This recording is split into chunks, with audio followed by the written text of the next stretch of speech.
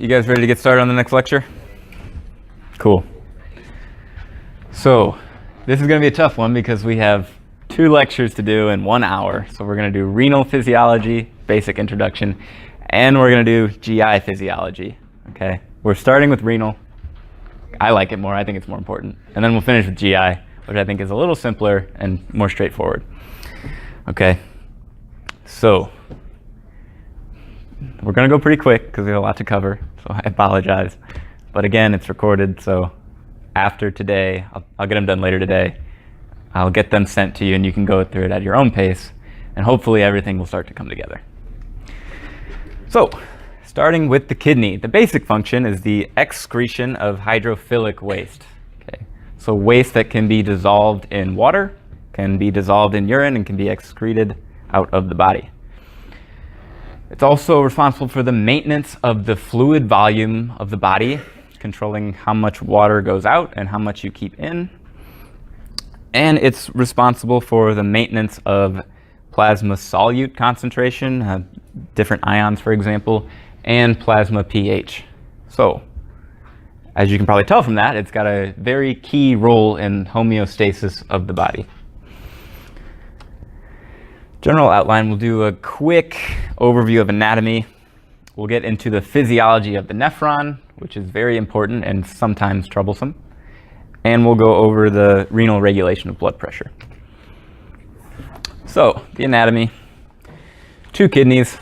Okay, kidneys drain their contents into ureters, which go to the bladder, and then out the urethra. Okay, the only thing here, make sure you know the difference between a ureter and a urethra. As we get a little closer to the kidney and we cut it in cross-section, we can see a cortex and a medulla. Okay, cortex being the outside, medulla being the inside. And the medulla has these pyramids. These pyramids drain eventually into a renal pelvis, which becomes the ureter. Okay, and we'll go over the significance of this, but the nephrons are going to be crossing from cortex into medulla. There's going to be a concentration gradient that helps them do their functions. And we will explain that in detail. So getting to the nephron is the functional unit of the kidney. Here are a couple of different illustrations of the nephron. Okay, so we have blood coming into this space called Bowman's space and Bowman's capsule surrounding it. And this is one of the important things to note as far as anatomy goes. We have an afferent arteriole entering Bowman's capsule. Okay, we have a glomerulus, which is this convoluted network of capillaries. Okay, fluid is going to be forced across these capillaries into Bowman's space, where it will enter the nephron, which is the functional unit of the kidney. Okay, after that, the remaining fluid leaves via the efferent arteriole. Okay, afferent comes in, efferent exits.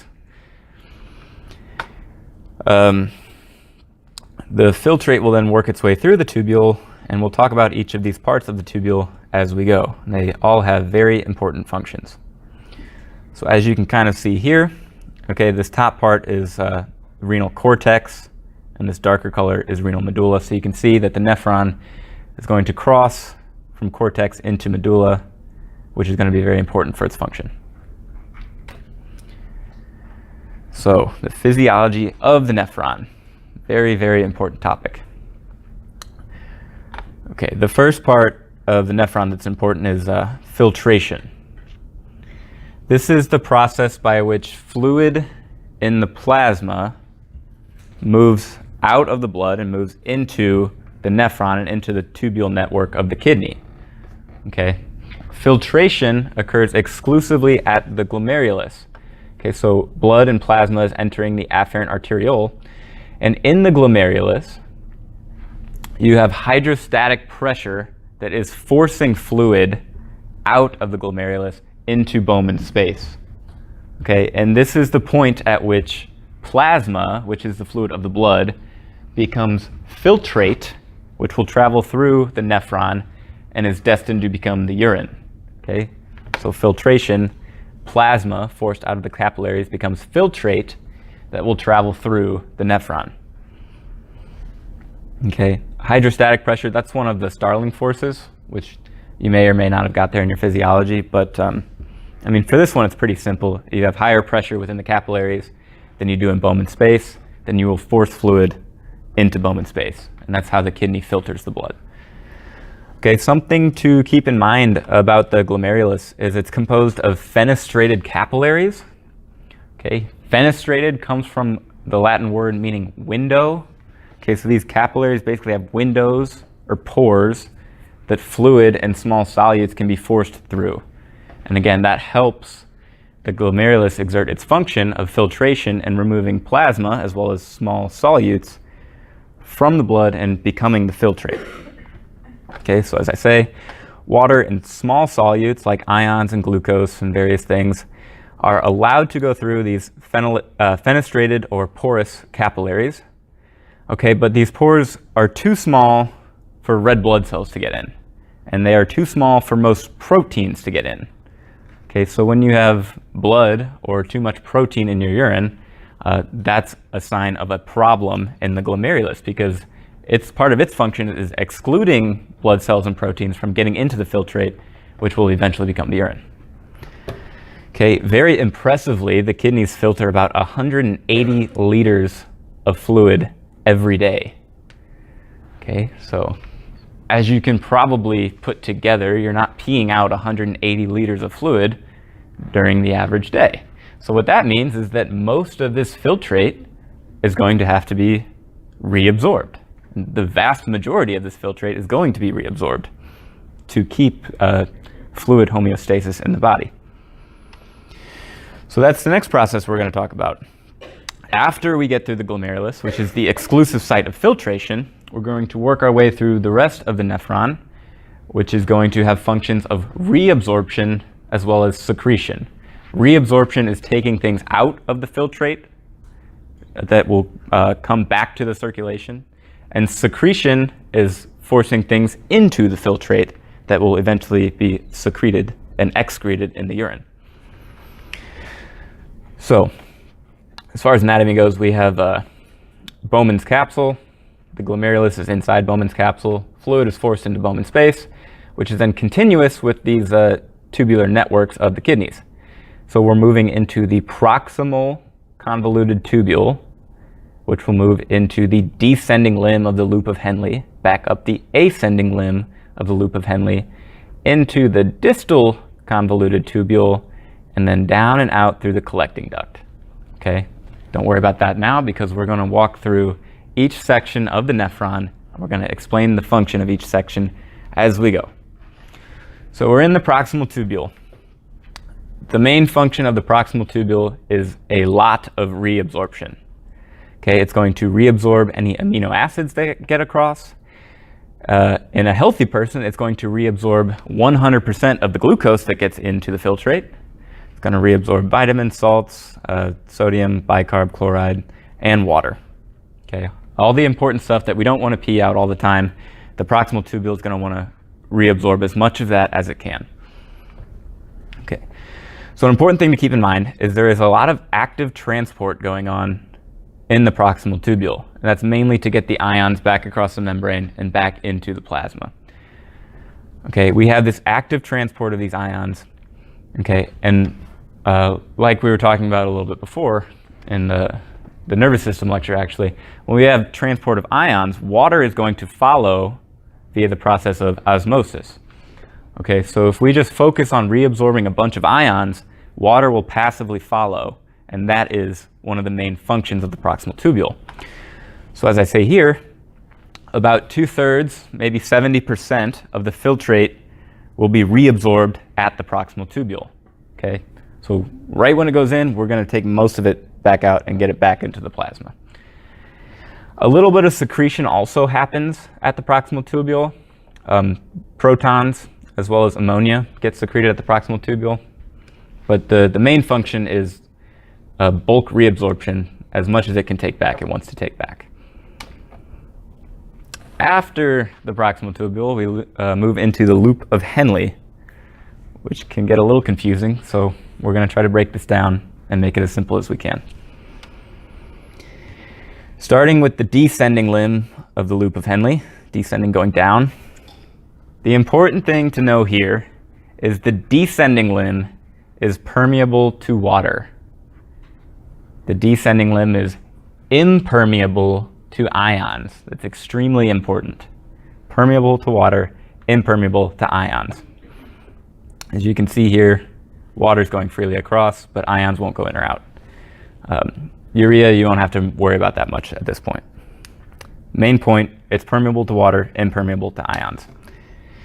When we move over to the ascending loop, a portion of the ascending loop is known as the thick ascending loop, because it's thicker, obviously. And this thick ascending loop is going to be permeable to ions, but impermeable to water. Okay, so the functions have been reversed.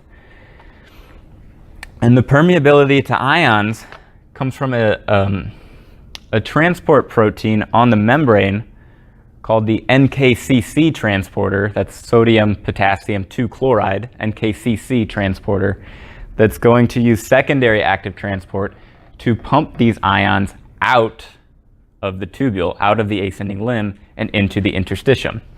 Okay, so this has been demonstrated right here.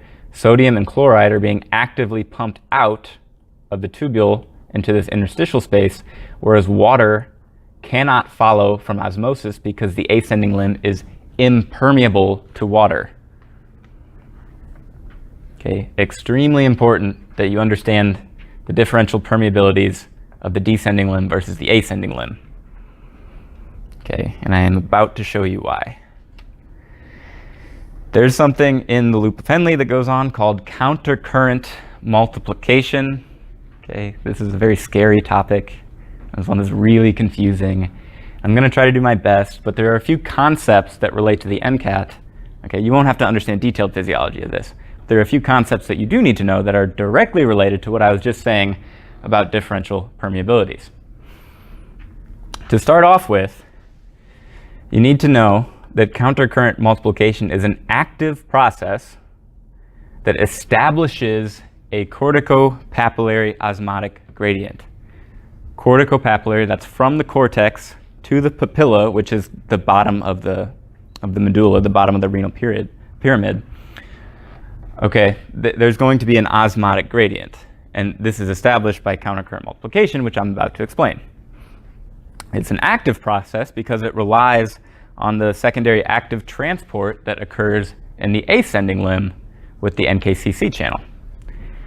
Okay, so let's go through this in a little bit of detail. Okay, don't be too terrified if you don't understand it completely, because it's a very heavy topic, but it's got some main points that I need to make.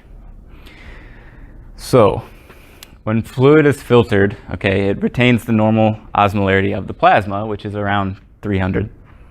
Okay, so a starting point in the tubule, if you're starting from nothing, you're going to have an osmolarity of 300 going all the way through the tubule. That's your starting point.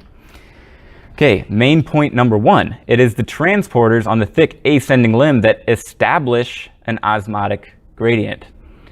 Okay, so we have NKCC transporters responsible for the flux of sodium chloride into this interstitial space, and because water cannot follow, because the ascending limb is impermeable to water, we will create a gradient. We're pumping ions out into the interstitial space, and water cannot follow. So the interstitial space becomes hyperosmolar compared to the space in the thick ascending limb. Okay, that is directly related to the function of the ascending limb, permeable to ions, pumping sodium chloride out, and impermeable to water. Main point number two, the descending limb is freely permeable to water. So osmosis will be occurring over here, and that will account for the equilibration between the descending limb and the interstitial space. Because water can freely flow across, we should expect these to be the exact same osmolarity, because osmosis will just balance that out, and that's what we see here. Okay, so those are the two main points. And from those two main points, which are basically what you need to know for the MCAT, I'll show you how this creates the extreme gradient that is seen in the loop of Henle. So something important is going to happen here, so pay attention. Okay, this fluid within the tubule is going to move forward. like the fluid does. Okay, that's how we create urine. The fluid moves through the nephron. So right there, these 400s are moving down and across, and a new filtrate with an osmolarity of about 300 is coming in, and these 200s are moving up. So what we do is we create a new starting point on which the NKCC transporter can act to create a new gradient. And that's what's happening here. Because we have a new starting point, we're going to have new values across the wall of the tubule. Okay, you can see the difference between these is the same. It's 300 minus 150 is 200. 500 minus 300 is also 200. Okay, that's like the theoretical maximum for this case, the hypothetical maximum that this transporter can do. It's creating a horizontal gradient of 200 milliosmolar. But because the fluid moved through the tubule and we had a new starting point, we now have a new ending point. So now the interstitial fluid is around 350 milliosmolar up here and 500 down here, mediated by the exact same processes of sodium chloride transport into the interstitium in the ascending limb and diffusion of water via osmosis from the descending limb. And then we have fluid movement again. Okay, so you can see here, we're going to have new starting points. And then the NKCC channel transporter can act on these new starting points to create a new gradient. Again, the absolute difference still at 200, okay, but because we have new starting points, we have new ending points. And you can see as new fluid comes into the loop of Henle and the existing fluid moves along, we start to create a gradient as we go up. It's going to be most concentrate at the bottom, and it's going to be most dilute at the top. So as far as the MCAT goes, you need to understand that this entire process can be started from nothing if you have this transporter on this side, and it's impermeable to water, and then you have an opposite side that is permeable to water, but not ions. Okay. MCAT purposes, that's basically all you need to know, and this is simply an application of those functions. And that's why that is so important to know. So eventually, as this process keeps going, you reach a maximal concentrating capacity of this NKCC transporter, and that's about 1200 milliosmolar at the very bottom of the loop of Henle. Okay, this is a very important concept. You have dilute up here, and within the tubule, it's even more dilute. Then you have concentrated down here up to about 1200 milliosmolar. This then allows for the production of either hypoosmolar or hyperosmolar urine. You can do either. And this is going to be under hormonal control by antidiuretic hormone, which we're going to talk about next. Okay, and this is directly related to the homeostatic function of the urine and regulating plasma solute concentration and regulating fluid volume.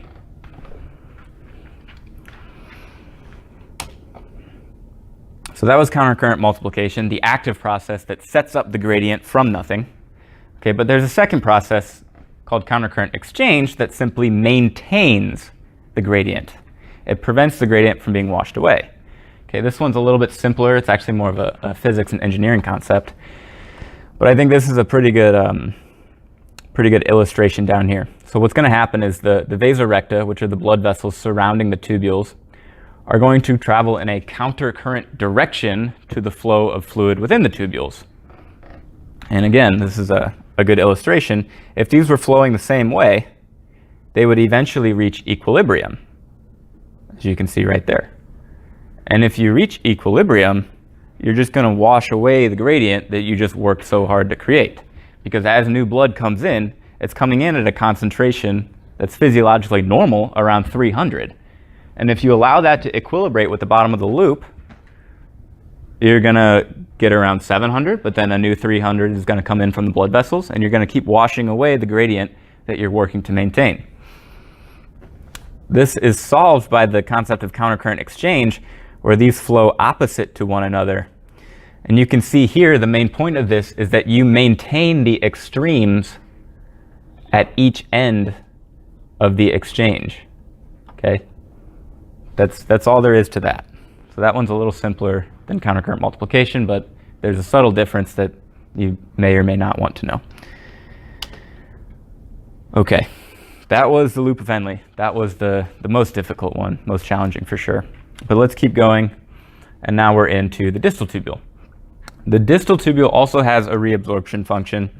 It's more involved in fine-tuning of the filtrate, and it's responsive to aldosterone, which we talked about a little bit last time, which allows for sodium reabsorption, and water follows the sodium, so you have reabsorption of both. The distal tubule has a bigger role in secretion than what we've seen so far, and that it is involved in the secretion of waste products into the filtrate, which will eventually be excreted in the urine. And then from the distal tubule, we move into the collecting duct. Okay, the collecting duct is also, at least the initial part, is also responsive to aldosterone, which again causes sodium reabsorption and water follows. But the importance of the collecting duct, and the really high yield topic that we need to cover here, is its response to antidiuretic hormone. And this will explain why the creation of the corticopapillary osmotic gradient from countercurrent multiplication is so important. Okay, ADH vasopressin is responsible, its action is to promote the insertion of aquaporin channels on the membrane of the collecting tubule. I'll have an illustration of that in a second. Okay, but it is responsible for the variable reabsorption of water from the tubule. It controls how much you diurese, and it controls if you want to be in an anti-diuretic state. It's under hormonal control, which we talked about last lecture. Okay, if we have no ADH or vasopressin around, the collecting duct remains impermeable to water.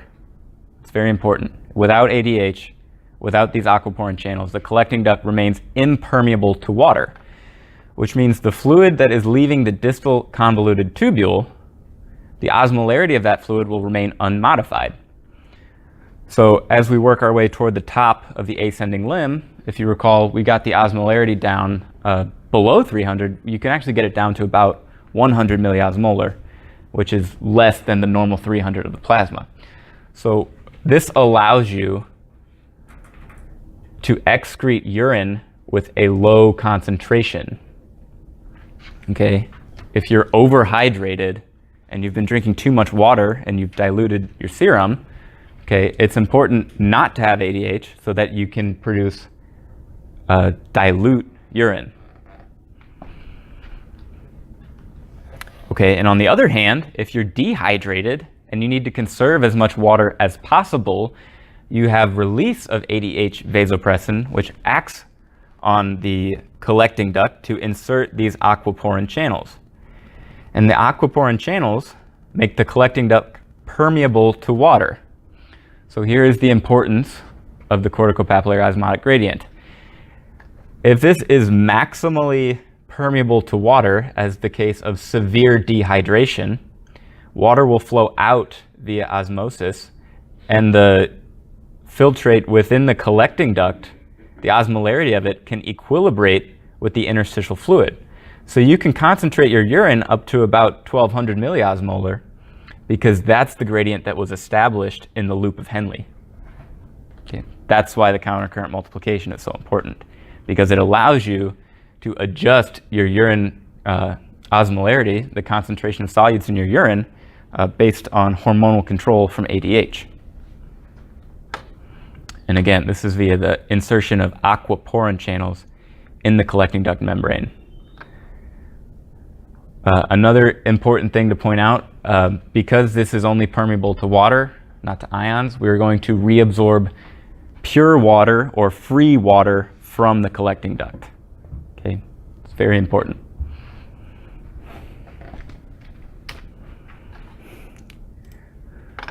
And here's why it's important.